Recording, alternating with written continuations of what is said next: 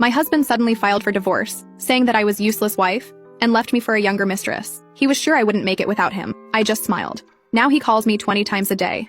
My husband James of 15 years handed me divorce papers yesterday, calling me a useless wife before telling me he's moving in with his mistress. He was so confident I'd fall apart without him. I'm still in shock, but I need to get this off my chest. I should have seen it coming. Looking back, the signs were there, but you never want to believe the person you've built your whole life with could change so drastically. Or maybe they were always like that, and you just didn't want to see it. It started with small things. James got really into fitness about 8 months ago. Started going to F45 every morning at 5 a.m., bought all new clothes from Lululemon, and was constantly checking his Apple Watch stats. I was happy for him. We're not getting any younger, and health is important. He even got me a Peloton for Christmas, though he made sure to remind me every week how much it cost, and how I barely used it.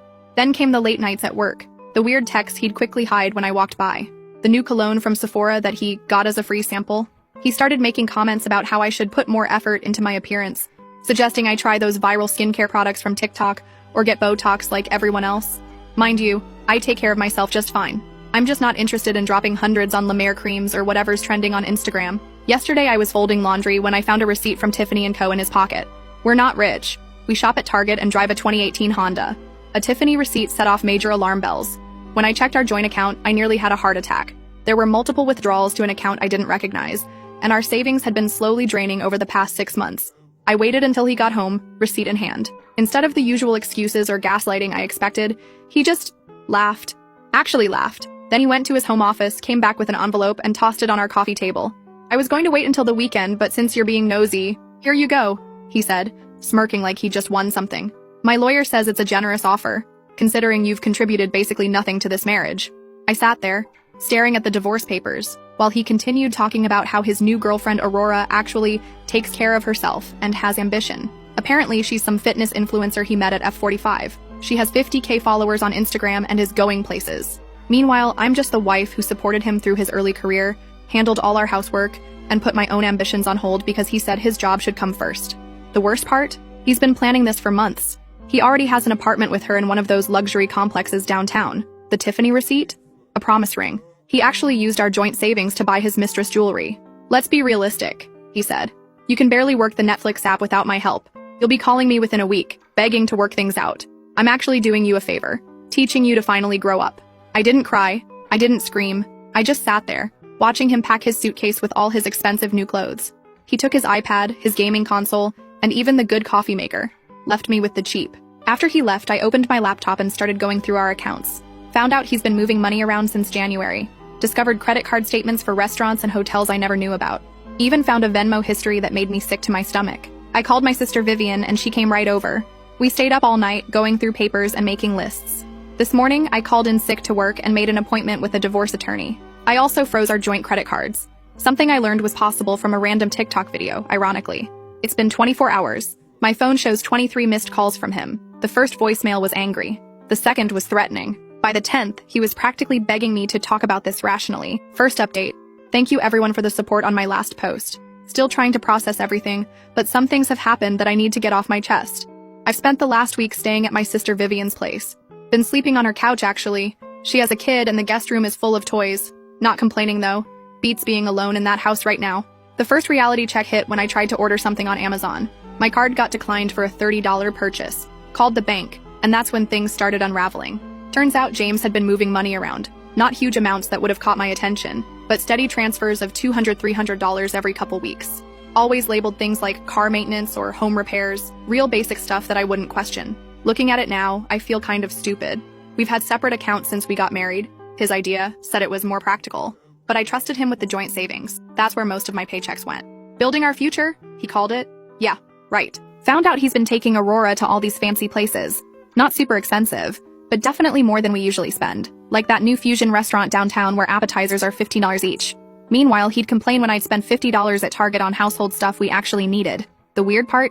When I was going through our papers, amazing how much stuff you accumulate in 15 years, I found receipts from places I've never been to.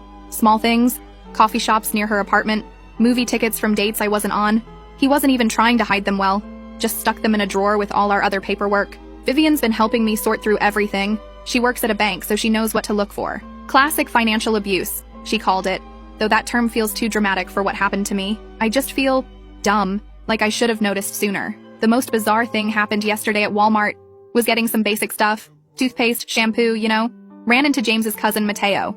Instead of being awkward, he actually helped me pick out a cheap printer for scanning documents. Told me James had done similar stuff to his high school girlfriend. Would have been nice to know that 15 years ago.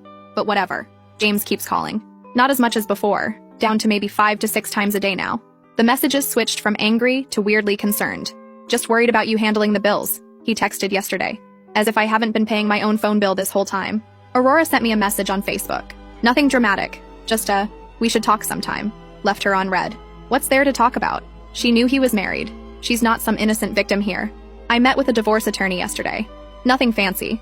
Found her through a women's support group on Facebook. She seemed concerned about some of the financial stuff, especially when I showed her how he'd been moving money around. Said we need to act fast to prevent him from hiding more assets. The biggest shock came when I finally logged into our old shared email account. Found confirmation emails for a credit card I didn't know about. Not some high-limit card or anything. Just a basic Capital One card with a $3,000 limit. But he'd been using it for months, mostly at restaurants and gas stations near her place. Had to laugh when I saw charges from Planet Fitness on there. He'd been telling me he was going to that expensive F45 gym, probably to impress her. Guess the fitness influencer girlfriend wasn't bringing in as much money as he pretended. Today I opened my own bank account. Just a basic checking account at Chase. The lady at the bank was super helpful. Showed me how to use their app and everything. It's not rocket science despite what James always said. Oh, and I finally figured out why he always insisted on handling the Netflix account. Found out he had a separate profile set up that he'd watch with her. Real classy, James. Edit 1. Thanks for all the advice about freezing credit. Already done. Turns out it's pretty simple. Edit 2. Yes, I'm documenting everything. Have a folder on my phone full of screenshots. Edit 3. For everyone asking. No, I haven't responded to either of them. Lawyer says to keep it that way. Edit 4. Some of you are suggesting I expose Aurora on social media. Not interested in drama. Just want to get through this with my dignity intact. Second update. Quick update because this week has been wild. Remember how James was so sure I'd fall apart without him? Well, karma had other plans. It started when I finally landed a job at a local company. Nothing fancy. Basic customer service stuff, 16-hour. But here's the thing. The office is in the same building as one of James's biggest clients. You know, the ones he's always trying to impress. I didn't plan this, just saw the job on Indeed and applied. First day at work, guess who I run into in the elevator? James wearing his important meeting suit, the one he maxed out our Nordstrom card for, with Aurora trailing behind him like a lost puppy. His face when he saw me in work clothes, carrying my new laptop bag, priceless. Aurora just stood there awkwardly, probably wondering why her successful boyfriend suddenly looked like he'd seen a ghost. But here's where it gets good. Remember how James always handled our finances because I was too scattered to understand them?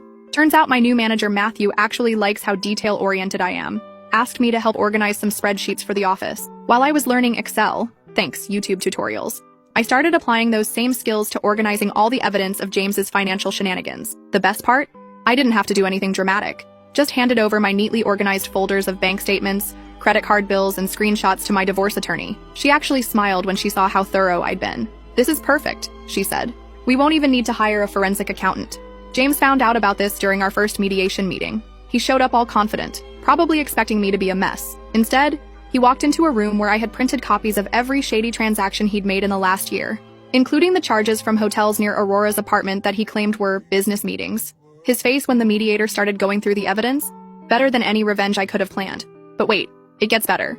Remember that Peloton he bought me for Christmas? The one he said I never used? I finally logged into the account last week. Guess what I found? Workout history showing him and Aurora using it together, at our house, on days when I was visiting my sister. Yeah, in our house. I mentioned this casually during mediation, just slid the printed activity log across the table. James actually stuttered trying to explain that one. The real karma hit when Aurora finally realized James isn't as wealthy as he pretended to be. Apparently she found out he's still paying off that Tiffany promise ring, which by the way wasn't even from the actual Tiffany store. Found the receipt? It's from one of those look-alike websites. How do I know this? Well, Aurora did something interesting. She messaged me on Instagram, but instead of the usual "we need to talk" drama, she sent screenshots. Lots of screenshots. Messages where James promised to buy her a car. With what money, dude? Conversations about moving into a luxury apartment that he definitely can't afford. Even some choice comments about me that, well, let's just say they're going to be interesting additions to our divorce proceedings. I thought you should see who he really is, she wrote. I'm done being part of his lies. I didn't respond, just forwarded everything to my attorney. Professional revenge is so much better than drama. The cherry on top? James's mom called me yesterday. Turns out she's been watching this whole thing unfold in our small town's gossip circle. She apologized for enabling his behavior all these years, and then dropped a bombshell. James got fired from his job. Not because of me. Apparently, he'd been inflating his expense reports for months. All those fancy dates with Aurora, he was charging them to his company card. I'm not going to lie. Part of me wanted to post all this on Facebook, share the screenshots, make him feel as humiliated as I did when he called me useless. But you know what? I didn't have to. He's doing a perfect job of destroying his own reputation all by himself. Instead, I focused on making my new little studio apartment feel like home. Bought some plants from Home Depot. They're still alive. Figured out how to mount a TV by myself. YouTube is amazing. And even started learning to cook properly. Turns out I'm not actually hopeless in the kitchen, like James always said. The best revenge? When he created yet another new Instagram account to message me, I didn't even feel angry.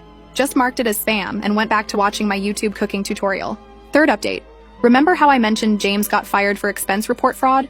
That was just the beginning. It started last Tuesday when I was getting coffee at Starbucks before work. I overheard two guys at the next table talking about someone who got caught charging personal expenses to company accounts. Didn't think much of it until I heard James's name. Turns out he hadn't just been charging those dates with Aurora to his company card, he'd been running this scheme at his last 3 jobs. How do I know? Because Aurora, of all people, started talking. And not just to me, to everyone. See, after James got fired, he couldn't keep up with all the promises he'd made to her. No more fancy dinners at Cheesecake Factory. No more shopping sprees at Lululemon. No more weekend trips to nearby cities. The final straw? He couldn't make the payments on that fake Tiffany ring. Yes, still can't believe he bought a knockoff. Aurora didn't just get mad. She got methodical. Remember all those expense reports James was faking? She had photos. Lots of photos. Apparently, he used to brag to her about how clever he was, showing her all his tricks for gaming the system. She'd saved everything in her Google Photos, thinking it was impressive that her boyfriend was so smart with money. Last week, she made a TikTok. Nothing dramatic. Just a story time about dating a guy who turned out to be a fraud. Didn't use names, but included glimpses of those receipts. The video went viral in our local circle. James's old coworkers recognized the expense report format. Meanwhile, I had my own little victory. Remember that joint Amazon account he kept trying to get back into? I found out he'd been using it to buy gifts for Aurora while we were still together, so I did something petty, but satisfying. I returned everything that was still within the return window. The money went back to my card since I was the original purchaser. The best part? He didn't even notice until Amazon sent him those rate your purchase emails. By then, all the stuff he'd bought Aurora was back in Amazon's warehouse, and the refunds had already cleared. But here's where it gets really good. Yesterday, I was at Target picking up some storage bins, trying to organize my new place, when I ran into James's sister, Katie. Instead of being awkward, she actually hugged me and spilled some tea. James had been borrowing money from their parents, claiming it was for investment opportunities. Turns out he was using it to maintain his fake lifestyle with Aurora. His parents found out about this during a family dinner last weekend. How? Because Aurora's TikTok had made its way to his mom's Facebook feed. There was apparently a huge scene at Olive Garden, of all places. James's dad was so angry he actually took back the spare key to their house. James's reaction to all this? Total meltdown. He started messaging everyone trying to do damage control, made new Instagram accounts to harass Aurora, kept calling his old job trying to explain, even showed up at his parents' house at midnight begging them to understand his side. The karma train wasn't done though. Remember how he always insisted on managing our shared cloud storage because I was too disorganized? Well, I finally logged into it last week to download some old photos. Found a folder full of screenshots of his conversations with Aurora from when they first started dating, including some choice messages about their plans for after he left me. I didn't even have to do anything with them. Just forwarded everything to my divorce attorney. She actually laughed and said, "This is making my job very easy." But the absolute peak of all this? Aurora made a follow-up TikTok yesterday. This time she showed the fake Tiffany ring, complete with screenshots of the sketchy website he bought it from. The video already has 50K views. James tried to come to my workplace to talk about all this. Read, beg me to help fix his reputation. Security didn't even let him in the building. Apparently his scene in the lobby is now on our office's security camera greatest hits. I did something kind of petty yesterday. Changed all our streaming passwords one by one while watching his Ring camera notifications blow up as he tried to access each account. Netflix, Hulu, HBO Max, even his precious ESPN+. By the third notification, I was actually giggling. His dream car, that Tesla Model 3 he leased to impress Aurora, way above our budget by the way, got repossessed this morning. From the parking lot of the Motel 6 where he's been staying since Aurora kicked him out of their apartment, I watched it all happen from the Dunkin' drive-thru across the street. Didn't plan to be there. Just stopped for coffee on my way to work. Sometimes the universe just hands you these moments. Edit 1. Yes, I'm still keeping copies of everything for the divorce proceedings. Edit 2. No, I won't share Aurora's TikTok username. This isn't about creating more drama. 4 update. I wasn't planning on writing another update. But some things happened recently that feel like a proper ending to this story. It's been 6 months since James left, calling me his useless wife. The divorce is finally official. No dramatic courtroom showdown, just paperwork and lawyers in a bland office. James looked rough, wearing the same Nordstrom dress shirt he used to brag about. But now it's wrinkled and a bit tight. Seems like his fitness influencer lifestyle with Aurora didn't last. Here's where it gets interesting. Remember all those expense reports he was faking? His company didn't press charges or anything dramatic. They just did the corporate equivalent of a shrug. Withheld his last paycheck and bonuses, blacklisted him from future employment, and moved on. Turns out big companies don't like public drama any more than necessary. Aurora left him last month, not with a bang or viral TikTok. She just moved back to her parents' place in the suburbs. Apparently life gets less exciting when your boyfriend can't afford Cheesecake Factory dates anymore. She tried messaging me on Instagram to explain her side, but I just left her on red. Some things don't need closure. James is now renting a room in a shared house across town. His Tesla got repossessed. No surprise there. And he's driving a beat-up Honda. The same kind of car he used to mock me for wanting to buy because it was too basic. I'm still at my customer service job, but got a small raise, $5 per hour. Not life-changing, but it's something. Learned how to do my own taxes through TurboTax. Turns out it's not the complicated mystery James always made it out to be. Had an awkward but revealing run-in with his mom at Target last week. She was buying storage bins in the same aisle as me. Instead of avoiding each other, we actually talked. She told me James tried to borrow money from them, but they refused. He needs to grow up, she said. Then helped me pick out some cheap but nice-looking throw pillows for my studio apartment. The apartment's finally feeling like home. Got some plants from Home Depot. 2 out of 3 are still alive. Learned to cook basic meals through HelloFresh, and started going to Planet Fitness on weekends. Nothing fancy, just normal life stuff. James still tries to contact me through new Instagram accounts, usually when he's been drinking. Mostly stuff like, "You'll regret this," or "You can't make it without me." I just block and delete. The funny part? Found his old password list in our shared Google Drive. Yes, he kept it in a document literally named passwords. Didn't do anything with it. Just forwarded it to his sister Katie so she could tell him to change everything. Met a guy named Matthew at work. Nothing serious. We just have lunch in the break room sometimes. He's also recently divorced and gets why I'm not ready for anything real. But here's the real kicker.